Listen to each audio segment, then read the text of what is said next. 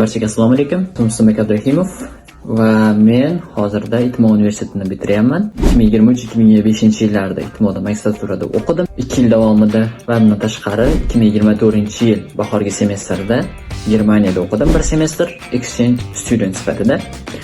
Va ushbu videoda men aynan mana shu ikki universitetdagi o'qish haqida bir-biridan farqi, bir-biridan o'xshashliklari va bundan tashqari plus va minus tomonlar haqida ma'lumot berib o'tishga harakat qilaman.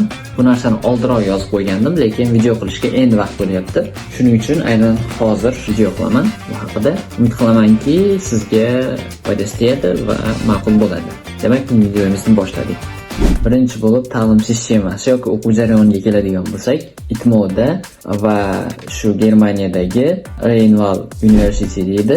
Aynan mana shu ikkita universitetda bir-biri bilan farqi katta. ITMOda bizda avval ham aytib o'tgandim, kurslar ikkita tarzda bo'ldi. Ya'ni birinchi ikkita kurs tugatdik, undan keyin ikkita kurs, undan keyin oxirida yana ikkita. Ular ikkita sessiya bo'ldi va ikkita sessiyada o'sha ikkitadan fanni topshirib, vazifalar ham shu ikkita fan bo'yicha bo'lgan, imtihonlar ham aynan ikkita fan bo'yicha bo'lgan. Aynan mana shunda bir semestrda 5 ta 6 ta fanni o'qidik. Germaniyada esa u yoqqa borishimdan oldin bir semestr uchun oldindan fanlarni tanladim. O'zim xohlagandaqa fanlarni, ya'ni o'zim nimani o'qimoqchi bo'lsam va har bir fanga 5 kreditdan berildi. 4 ta fan tanladim. Umumiy 20 ta kredit bo'ldi. ITMOda bunaqa sharoit yo'q edi. Albatta bu yerda yo'nalishni tanlasangiz bo'ladi. Ya'ni umumiy o'qiyotgan yo'nalishingiz ichida kichkina yo'nalishlar bor, ya'ni aynan mana shu yo'nalishlar bo'yicha fanlar tanlashingiz mumkin. Fanlar, o'qigan fanlaringiz aynan mana shu yo'nalish asosida bo'ladi. Siz bevosita tanlay olmaysiz. Lekin asosiy fanlardan tashqari qo'shimcha fanlar bo'ladi. Fakultativ deydi. Aynan mana shunaqa fanlarni bemalol tanlasangiz bo'ladi. Fakultativ bo'yicha men ispan tilini o'qidim birinchi semestrda, ikkinchi semestrda esa shu Germaniyada o'qiganim uchun vaqtim bo'lmadi va hech qanaqa fan tanlamadim. Xo'p, sessiyalar haqida ham farqini aytib o'tsam, sessiya albatta aytib o'tgandek ITMOda ikkitadan bo'ldi, ya'ni ikkita fanni topshirib, keyingi ikkita fanga o'tib va shu asosda bo'ldi. Germaniyada esa barcha sessiya, sessiya ham deb bo'lmaydi, shunchaki deadline berilgan, semestr oxirigacha berilgan vazifalarni qilib topshirishingiz kerak edi. Endi vazifalarga keladigan bo'lsak, vazifalarda ham ancha farq bo'ldi, chunki ITMOda nisbatan fanlar qisqa o'qilganligi uchun vazifalar ham shunga yarasha bo'ldi, ya'ni bir haftalik yoki 2 haftalik vazifalar bo'ldi.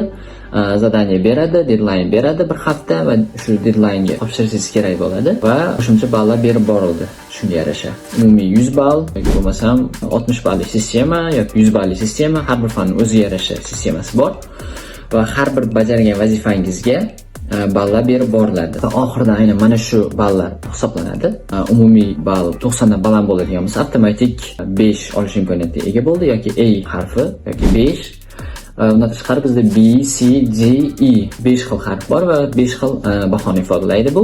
Aynan mana shunday usulda baholandi. Albatta har bir fanning o'ziga yarasha qola sistemasi bor. Ba'zi fanlarda barcha vazifani bajarsangiz ham imtihon topshirish majburiy. Imtihon topshirmasangiz, agar barcha vazifani o'zini bajarsangiz, maksimum 4 ola olasiz. Agar imtihon topshirsangiz 5 gacha ko'tarishingiz mumkin bahoni.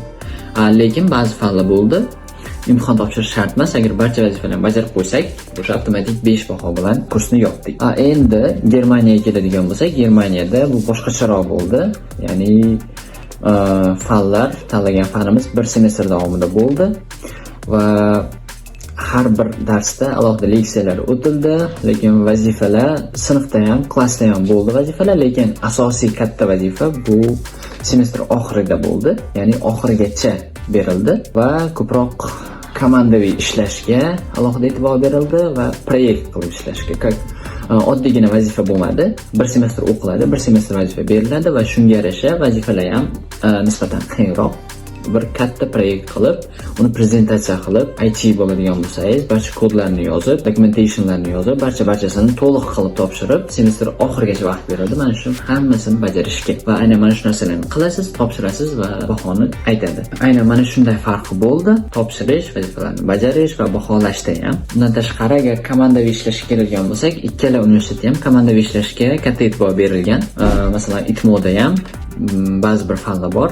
Berilgan vazifani как proyekt sifatida bajarasiz bu yerda ham va proyektni komanda bo'lib bajarasiz. 2-3 talik maksimum komanda bo'lasiz. Vazifani bajarasiz va prezentatsiya qilib topshirasiz. Ba'zi fanlar bor, oddiy vazifa, individual, barchasi vazifalarni topshirasiz va bahoyingizni olasiz. Aynan mana shunday bo'ldi. Germaniyada esa ko'proq komandaviy ishlashga e'tibor berildi.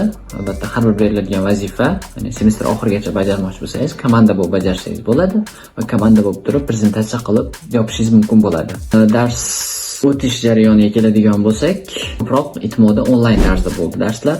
Deyarli barchasi 2 yil davomida adashmadan 1 yo 2 marta universitetga bordik faqat.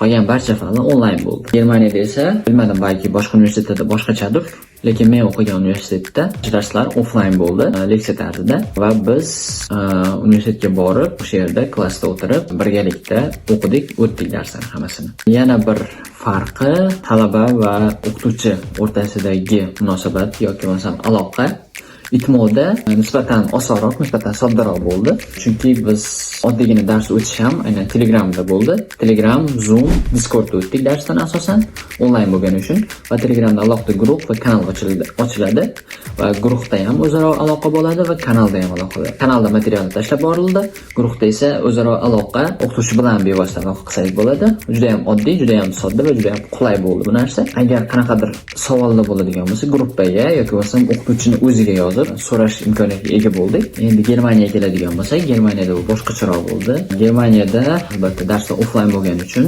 borib bemalol o'qituvchidan istalgan savolingizni so'rashingiz mumkin bo'ladi va dars davomida faqat so'rasangiz bo'ladi. Darsdan keyin ham qolib bemalol so'rasangiz bo'ladi savollaringizni, qanaqadir savollar bo'lsa. Juda ham yaxshi bu narsa, lekin tugagandan keyin o'sha bir muncha qiyinlashdi men uchun qanaqadir savollarimni so'rash. Masalan, men savol tug'ilsa, elektron pochtasiga yozish mumkin bo'ladi.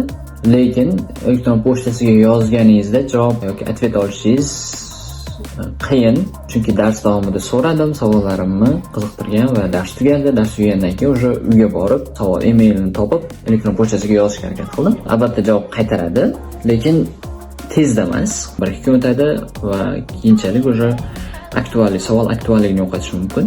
Va shu sababli ham ITMOdan qulayroq bo'ldi Germaniyadagi universitetimga qaraganda. Va endilikda ikkinchi qismiga o'tmoqchiman. Ikkinchi qismi bu xalqaro muhit yoki yashash deb aytsam bo'ladi. Germaniyada albatta xalqaro studentlar juda ham ko'p bo'ldi.